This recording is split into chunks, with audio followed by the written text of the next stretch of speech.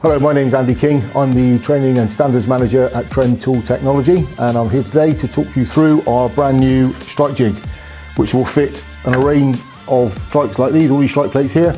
These will all fit with this jig. Anything and everything is designed for any manufacturer's lock. This will do it. It's a two-plate system.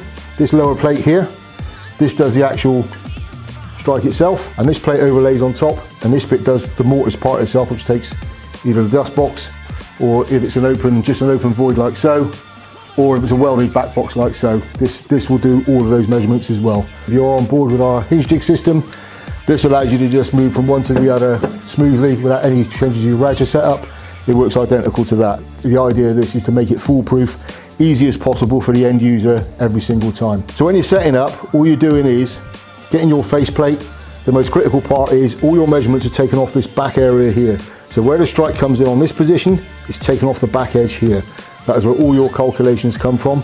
That is where this jig is set up from. On the underside, you've got two little discs, very similar to what we use on our hinge jig C. Those discs would address up against the edge of the door lining like so, and you'd either screw it or braddle it, and it's just two little 3.5 by 35mm screws are more than enough just to hold it in position. Again, when you use the top plate, once you set this one up, this one is done by measurements, very, very quick and easy. All you're looking to do is measure the overall aperture here, the distance here to here, and the distance here to what would be the furthest edge here, so that when you sit this in, you've got clearance for your bolt or your strike to come inside.